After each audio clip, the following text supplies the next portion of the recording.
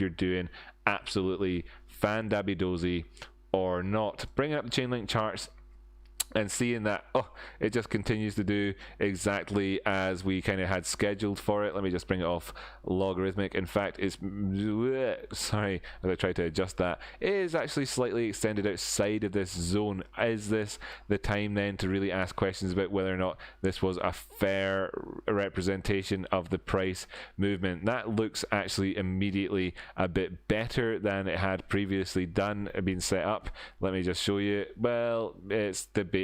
In this zone here, you can see it was clearly operating as terms of support and resistance, and that has actually, you know, stopped being the case currently. I'm going to remove them from the charts. Why am I removing them from the charts? Well, one, it's a major distraction. And two, it's incredibly distracting. So there's your two main points. It's confirmation bias is what it is. You know, it's not correct, when really what we're currently looking at then actually has transformed itself into this exact scenario right here, where we have a wedge that goes along with a tapering sideways action movement on the DMI. Not enough to bring this to actually start to cascade down the way, but also not enough to resume the upward trend. Just slightly going along with it bleeding off ever so slightly. We do need to see an uptake on it. While we saw the divergence there at the previous high areas on the stochastics and the RSI as well. Now we do still have, of course, targets towards the top side, but we're doing this whole consolidation factor with this particular coin currently, and I'm waiting for this to break. It's going to be splendiferous when it does, and it does take us in towards our higher targets. We are obviously positioned nicely, waiting here as the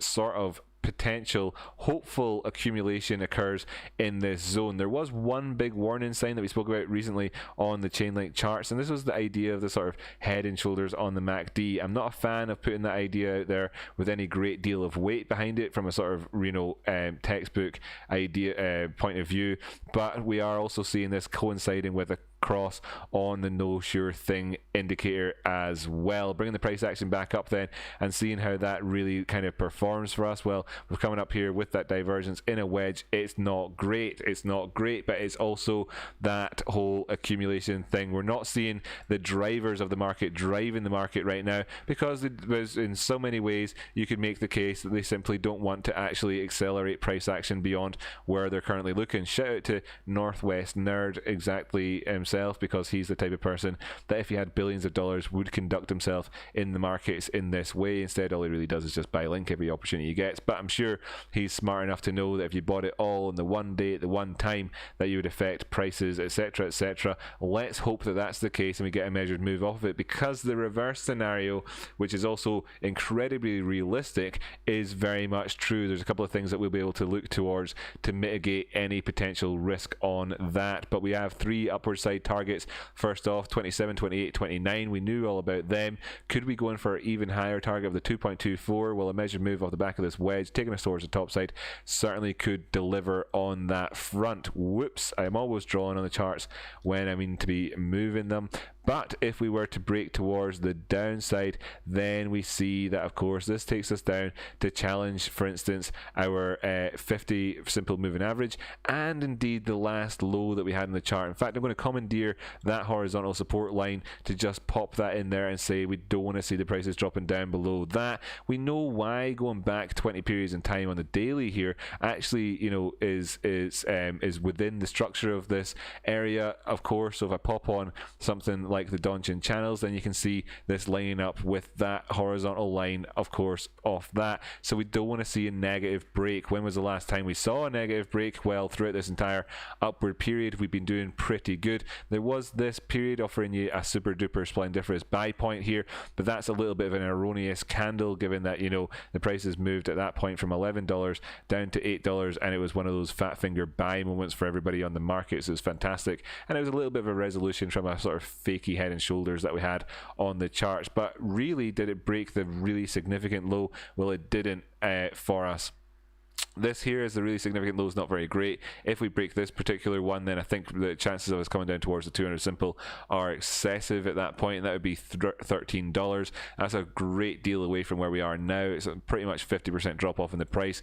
Do I feel like that's going to happen? No, that's not my opinion, and it's also not what the technicals are saying is going to happen. But technicals don't actually tell you what's going to happen. People who pretend that they do are fat liars. All it really does is give you the ability to assess risk, and as a trader, your job is one thing and one thing only. It is the purchasing and selling of risk. You buy and sell risk as a trader. You don't buy Chainlink and then sell Chainlink. You don't buy Bitcoin and then sell Bitcoin. You buy the risk on Chainlink and you sell the risk on Chainlink. You buy the risk on Bitcoin, you sell the risk on Bitcoin, and all those other things. Of course, unless you're not really a trader at all and you actually like Warren Buffett, in which case you're just buying stuff, right?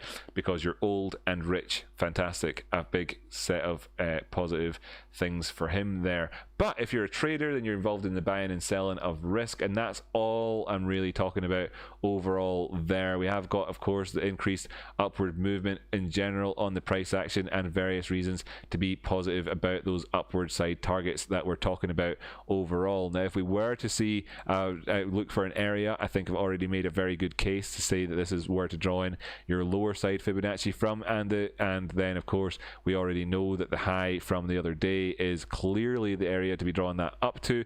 Then we can see that the 236 is where we found the bodies closing out over the last couple of days here in there at the 24/7 area. They come down towards other areas such as the 382 and yesterday's wick down the way, which also is forming up the lower end of this wedge, and today's wick taking us down towards the lower end of that wedge as well. Over the next couple of days, we're going to get zero more chances to do that without at least conducting a fake out raid on this one. I think would probably take you down towards 23. Actually, decent chances of it taking you into 22, all of which fantastic buy points. If we break 22, then that's the end of fake out territory, where the parabolic SAR lines up for us nicely on that 50% retrace, looking for no worse than a Dow pullback on this one. But the chances are that's a really bad phrase. We're in an upward trend. The trend is your friend until the end of the trend. Now that's far more digestible, and in which case you are looking again on the way. Let's hope for things like 32 and be vigilant along the way at our upside targets 26, 27, 28, 29.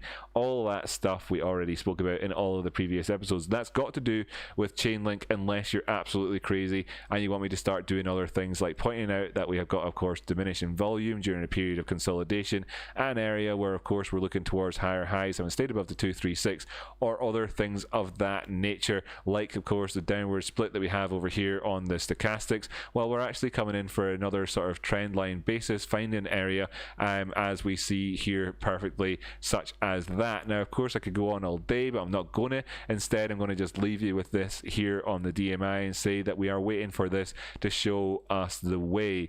Show us the way, and that will do with that one. But of course, as well, if you are looking up the way, be aware of the Judderman, my dear, who lurks in or around about that $27 area, of course, of our previous high. That's where you're likely to see a bit of inflection, and maybe where you might want to have those diamond hands, I guess. Right, cool, nice one. That's it. Drop the mic. I've done the TA for today. No more TA being